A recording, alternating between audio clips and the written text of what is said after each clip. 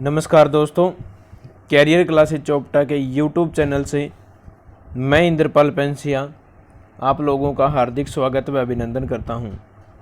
दोस्तों, जैसा कि आज 18 अप्रैल है और 18 अप्रैल के करंट अफेयर से जितने इंपॉर्टेंट क्वेश्चन बनते हैं उनको इस वीडियो में हम पढ़ेंगे और साथ के साथ उनको डिटेल में भी जानेंगे। शुरू करते हैं आज का सेशन। सबसे पहला क्वेश्चन है, हाल ही में आरबीआई ने रिवर्स रेपो रेट में कितनी फीसदी की कटौती की है?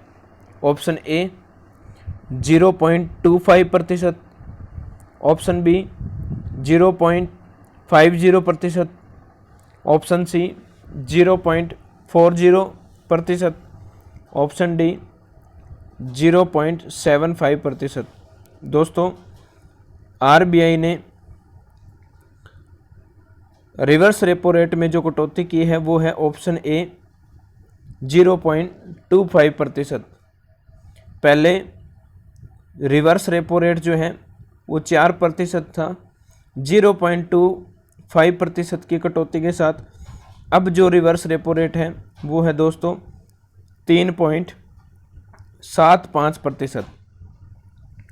करंट रेपो रेट की करंट जो रेट हैं आरबीआई के उनकी बात कर लेते हैं। प्रेजेंट में जो रेपो रेट है वो है दोस्तों 4.40%। रिवर्स रेपो रेट जो है 0.25 की कटौती के साथ 3.75%। एमएसएफ जो है प्रेजेंट में वो है दोस्तों 4.65%। बैंक रेट जो प्रेजेंट में है वो है 4.65%। इनके अलावा प्रेजेंट में जो CRR है वो है दोस्तों 3% और जो SLR है वो है 18%। ये प्रेजेंट में आरबीआई के रेट हैं। और अगर हम आरबीआई की बात करें तो इसकी जो स्थापना है वो हुई है दोस्तों 1 अप्रैल 1935 को।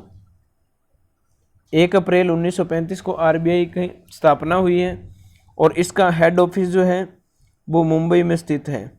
और प्रेजेंट में जो आरबीआई के गवर्नर हैं वो है दोस्तों शक्तिकांत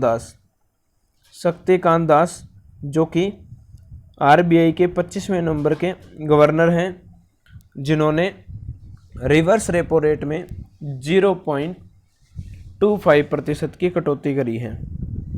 अगले क्वेश्चन पे आते हैं।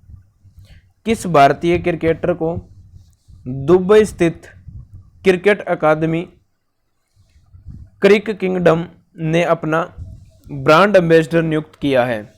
Option A Virat Kohli, option B MS Dhoni, option C Rohit Sharma, option D Hardik Pandya. दोस्तों, दुबई में जो क्रिकेट एकेडमी स्थित है वो है क्रिक किंगडम और इसका ब्रांड एम्बेसडर हाल ही में नियुक्त हुए हैं ऑप्शन सी रोहित शर्मा भारतीय ODI क्रिकेट टीम के उप कप्तान हैं, जिन्हें क्रिक किंगडम ने अपनी एकेडमी का ब्रांड एम्बेसडर नियुक्त किया है। दोस्तों, ये जो क्रिक किंगडम है इसका दुबई में हेड ऑफिस है और दुबई जो है UAE यूनाइटेड अरब अमीरात में स्थित है। दोस्तों, ये जो एकेडमी है ये ऑनलाइन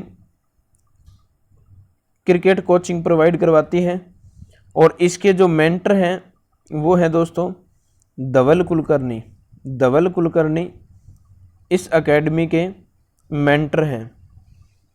अगले क्वेश्चन पे आते हैं। विश्व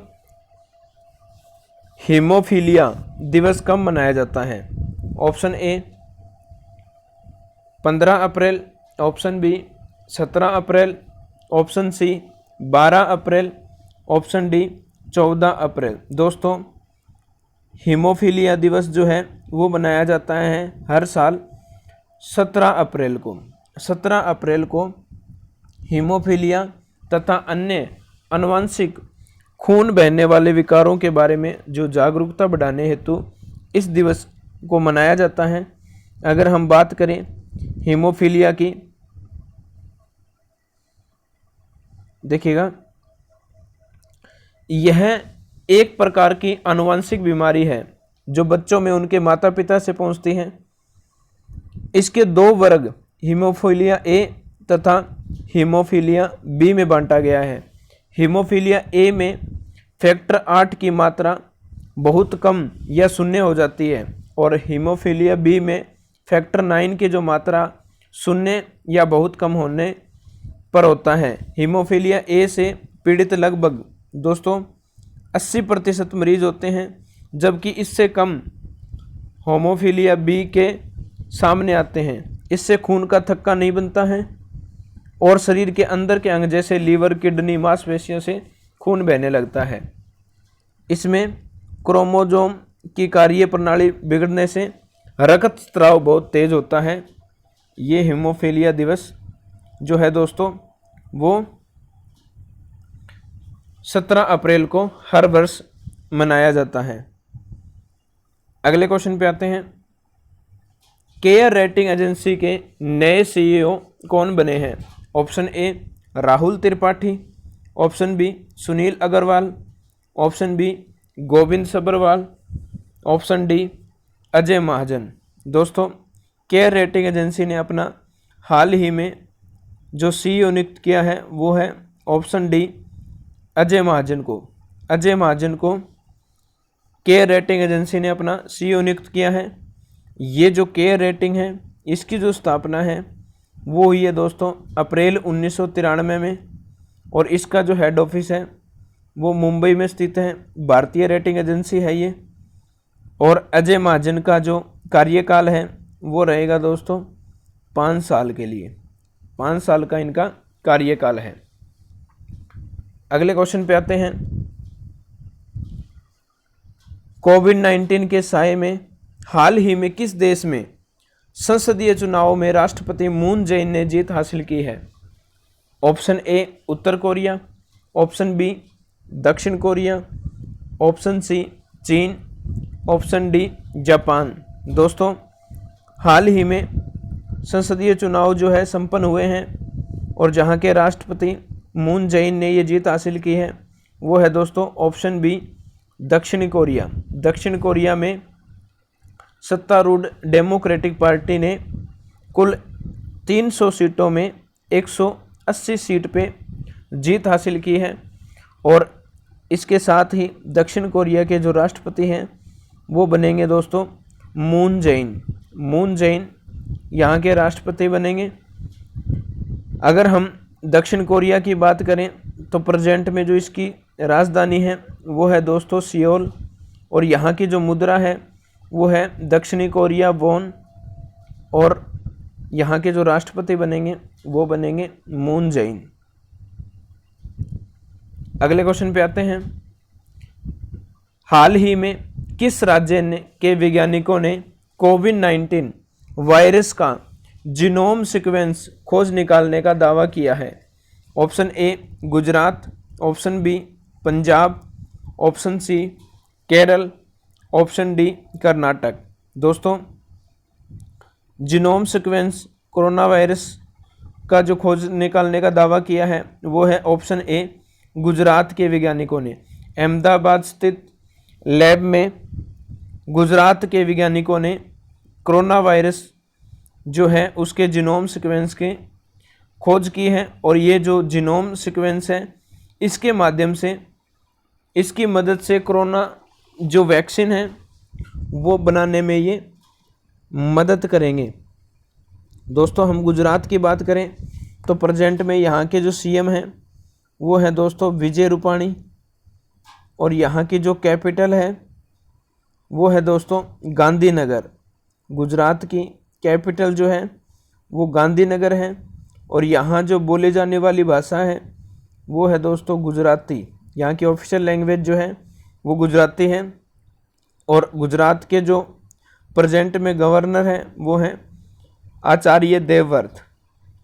आचार्य देवव्रत जो है गुजरात के प्रेजेंट में गवर्नर हैं। अगले क्वेश्चन पे आते हैं। हाल ही में रणजीत चौधरी का निधन हुआ है, वे थे। ऑप्शन ए साहित्यकार, ऑप्शन बी अभिनेता, ऑप्शन सी संगीतकार, ऑप्शन डी राजनेता। दोस्तों रणजीत चौधरी जिनका हाल ही में निधन हुआ है वो थे ऑप्शन बी अभिनेता।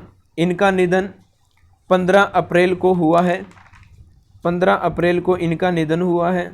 और इनकी जो फेमस फिल्म थी वो थी दोस्तों खूबसूरत। खूबसूरत इनकी फेमस फिल्म है। अगले क्वेश्चन पे आते हैं। फैफी शुभंकर का अनावरण हाल ही में किस खेल के लिए किया गया है? Option A Olympics, option B world games, option C एशियाई पैरा गेम्स, ऑप्शन डी एशियाई मुक्केबाजी। दोस्तों जिस खेल का हाल ही में शुभंकर का अनावरण हुआ है वो है ऑप्शन सी एशियाई पैरा गेम्स। एशियाई पैरा गेम्स जिसका चौथा एडिशन जो है वो खेला जाना है होंगजाऊ चीन के अंदर। होंगजाऊ चीन के अंदर एशियाई पैरा गेम्स का चौथा एडिशन खेला जाएगा और इसका आयोजन जो है वो होगा अक्टूबर 2022 में, जिसके लिए शुभंकर का अनावरण हुआ है। और शुभंकर जो है वो है दोस्तों फैफी। अगर बात करूं एशियाई पैरा गेम्स की तो इसकी शुरुआत हुई है 2010 में और यही होंगजाऊ में ही ये पहला इवेंट खेला गया था। हर 4 साल बाद इसका आयोजन होता है। 2010 में हुआ, 2014 में हुआ। लास्ट इवेंट जो तीसरे नंबर का था वो 2018 में जकार्ता इंडोनेशिया में ये खेला गया था। दोस्तों मल्टी इवेंट ये गेम है और अगला जो इसका इवेंट है 2022 में खेला जाएगा, जिसके लिए शुभंकर का अनावरण हुआ है। अगले क्वेश्चन में आते हैं। किस अंतर्राष्ट्रीय एयरलाइन ने अपने यात्रियों के लिए दुनिया का पहला कोरोना वायरस रक्त परीक्षण शुरू किया है जो 10 मिनट में परिणाम देता है? Option A air India, option B Emirates, option C air Brit, option D air America. दोस्तों ऑप्शन बी एमिरेट्स एयरलाइन ने अपने यात्रियों के लिए दुनिया का पहला कोरोना वायरस रक्त परीक्षण शुरू किया है जो 10 मिनट में परिणाम देगा। हम एयर एमिरेट की अगर बात करें तो इसकी जो स्थापना है वो 25 मार्च 1985 में हुई है और इसका जो हेड ऑफिस है वो है दोस्तों दुबई UAE में। और प्रेजेंट में जो इसके CEO हैं वो है दोस्तों अहमद बिन सैयद जो है प्रेजेंट में इसके CEO हैं। अगले क्वेश्चन पे आते हैं। किस देश में कोविड-19 के कारण अब पूरे देश में इमरजेंसी लागू कर दी गई है? ऑप्शन ए चीन, option B America, option C Spain, option D Japan. दोस्तों कोविड-19 के चलते जिस देश में इमरजेंसी लागू की गई है वो है ऑप्शन डी जापान में। जापान में कोविड-19 के कारण पूरे देश में इमरजेंसी लगा दी गई है। दोस्तों जापान की अगर हम बात करें तो यहाँ की जो कैपिटल है वो है दोस्तों टोक्यो। यहाँ की जो मुद्रा है वो है येन। यहाँ की जो मुद्रा है वो है दोस्तों येन। और जापान के प्रेजेंट में प्राइम मिनिस्टर हैं शिंजो आबे।